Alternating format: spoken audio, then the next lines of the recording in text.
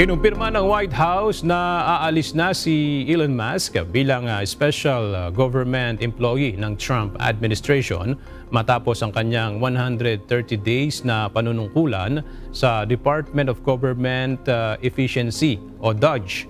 Nagpasalamat si Musk kay Trump at sinabi na magpapatuloy ang layunin ng DOGE na bawasan ang burokrasya ng pamahalaan. Sa pamumuno ng DOGE, nabawasan ng 260,000 ang federal civilian workforce sa pamamagitan ng early retirement at pagbabawas ng posisyon.